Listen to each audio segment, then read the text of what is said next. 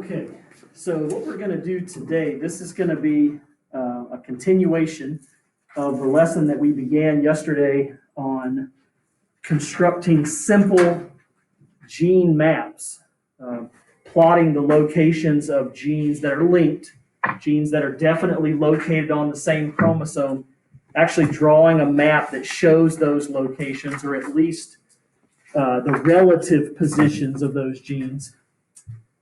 And it's all based on a concept that was discovered by T.H. Morgan in the probably early 1920s. So this is definitely an old technology. This is, we have much more cutting edge ways of doing this now.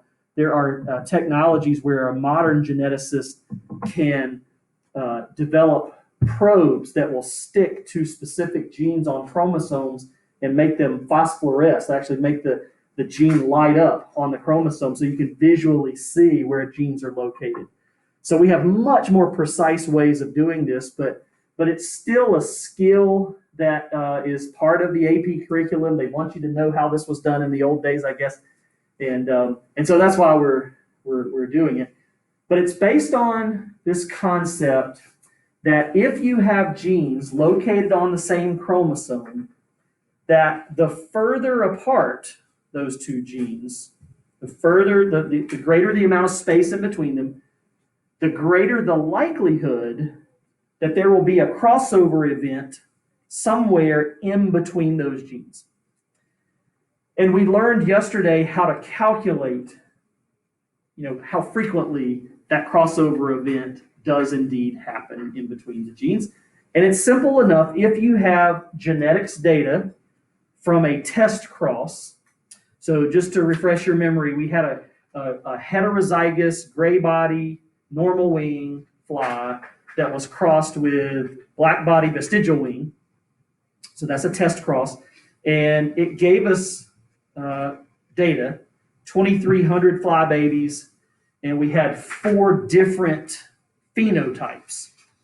And one of the things that even if, I just told first period this, that even if you don't fully grasp the concept behind this, that's okay. You can still learn to do the math because the actual calculation is pretty simple, and the drawing of the map is pretty simple once you get a little bit of practice.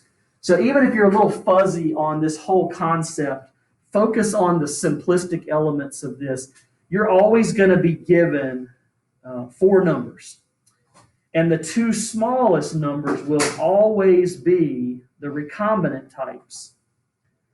And what that means is those are the offspring, in this case, gray body vestigial wing and also black body normal wing. Those are the offspring that could only have resulted from a crossover event that occurred in between these 2 genes. But even if you don't understand that or understand what that means, that's okay. Just add the 2 smallest numbers together, and in this case we got 322, divide by the total number of offspring, and we did that, and we got 14%, 0.14, 14%. That's going to tell you the relative distance between those 2 genes, the body color gene and the vestigial wing gene. So that's where we started yesterday. 14 map units does not correspond to a real distance. That doesn't really tell us exactly how far apart those genes are. It's just a relative indication. But it's going to start to mean something when we throw in another gene. So the second calculation that you did yesterday showed us the distance between that same body color gene and this new gene called cinnabar eyes, CN. And we discovered that the distance between those 2 genes was 18. So again, we were given 4 numbers. We always add the 2 smallest numbers together. We got 423 divided by the total number of fruit fly babies, and we got 18%. So here's what we knew at that point. After 2 calculations, we knew that the distance from B to VG was 14. That was our first calculation. We now know the distance from B to CN is 18. So this is one possible way to draw that map. This is 14, this is 18. So that map works, but it's also equally valid to say, well, maybe the B gene is in the middle, and maybe VG is 14 to the right, and CN is 18 to the left. That map also fits the data. So one of those maps is the correct map. One of those maps shows us actually how those genes are positioned. The question becomes, what is the actual distance from CN to VG? Because if this map is correct, it would be 18 minus 14. That would leave a distance of only 4 between those two genes. But if the second map is right, then it would be 14 plus 18. That would give us a distance of 32. And at first we didn't know, which map is correct until we did the third calculation. This was the last one we did yesterday. And this data from this cross revealed the distance from CN, cinnabar eyes, to VG, vestigial wings. We know that distance is either got to be 4 or 32. And we did the number crunching. We got 88 divided by a total of 2,200 fly babies, and that worked out to be 4. So it's no longer a mystery. We no longer had to say, well, these are equally valid maps. We now know that distance from CN to VG is not 32. It is, in fact, only 4. Therefore, that first map was the correct map, and that's what we drew right here. When you do a mapping problem like this on the test next week, next Monday, this is as far as I would expect you to take it. I would not expect you to draw a map with more than 3 genes. Today, just for an extra challenge, we're going to take that same map that we've already created, and we're going to throw one more gene into the mix. This one is going to be a gene called BE, which is a brown-eyed mutation in fruit flies. So we've already got the body color gene, the vestigial wing gene, and the cinnabar eye gene. Now we're going to throw one more in. It's going to be BE, brown eyes, and we're going to see if we can figure out where to place that gene. So, it could be over here. It could be somewhere in between B and VG. Maybe it's between VG and CN. Or maybe it's way over here on the far right. We're going to find out in just a minute. We just need to do another calculation. So when you get this handout, it's got 2 sides to it. Right now, I only want you to do number 4. Don't go on to number 5, because that'll spoil the evening. Keep you in suspense as long as I can here. So just do calculation number 4 right now. Same way you did it yesterday.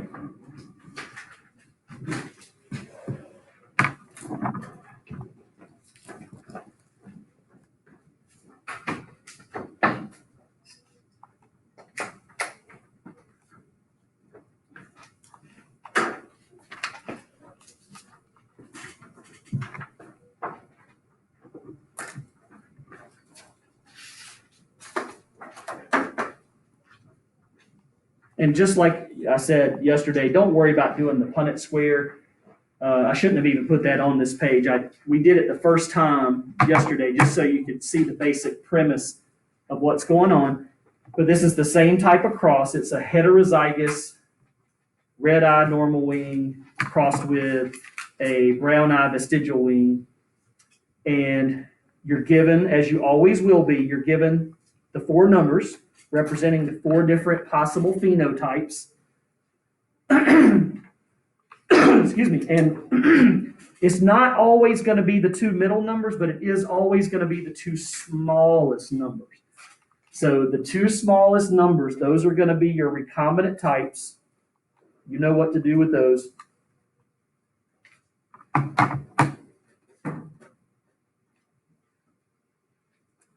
You add them together, we get 630. And on this problem, there's a total of 2250 offspring.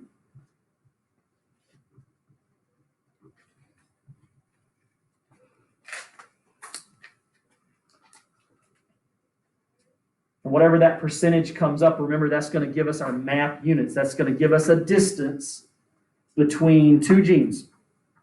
The brown-eyed gene, this new one, this BE allele, and the vestigial wing gene. And that should come up 28% or 28 map units.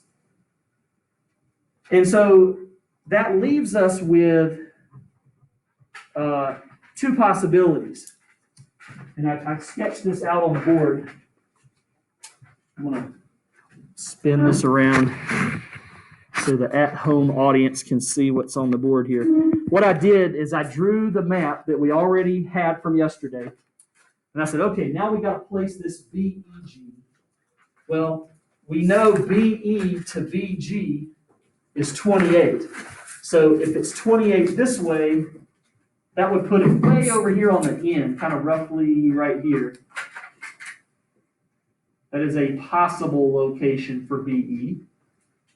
But it could be, it could be 28 the other way. It could be, let's see, that's 28. I put it roughly right in here someplace. Oh, let's do it down here.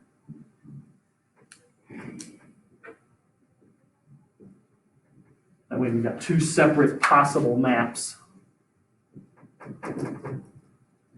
All right. I know these distances are right, 14 and 4. And I know the B to C end distance is 18. We calculated that yesterday. Now we know VG to BE is 28. And the question is it 28 this way or is it 28 this way? If the first map is right, then the B to BE distance would be what? What would this have to be? If this here, it's 18 versus 28. Yeah, if this is 28, then what would this distance be? 14, right. Because we know BE to BG is 28, and we also know B to BG is 14. So that would leave 14 map units between those two genes. But if the second map is right, then it would be 14 from here to here, and then 28. So that would be a 14 plus 28. That would give us a B to BE distance. I'm sorry, B to BE distance of 14 plus 28. Is that 42? Okay. So that's where we're at. We need to find out what is the actual distance from B to BE. Is it a measly 14 like this, or is it 42? That's where your final calculation number 5, comes into play. I'm just gonna set this up here so folks at home can see my two possible maps. We're trying to decide which of those two maps is correct. Go ahead and do calculation number 5.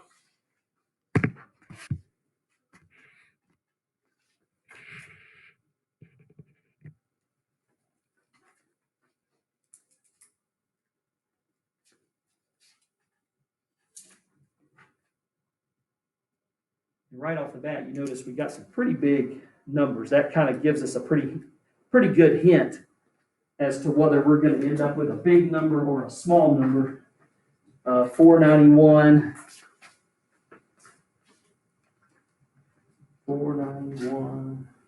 plus 475, 966.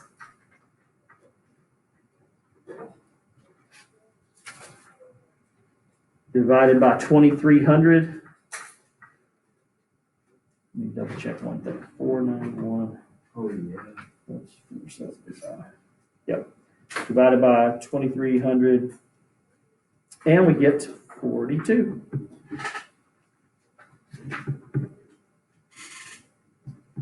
So this is telling us the distance from the body color gene to the brown eye gene. And we knew that that distance was either going to be 42 or 14. We now know it is in fact 42.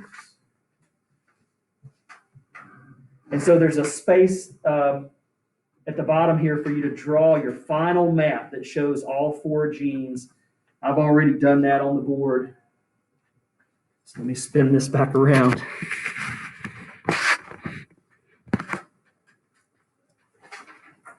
We now know that the B to BE distance is not 14, so that is not the correct map. It is in fact 42. So this is no longer a question mark. That is the location of BE.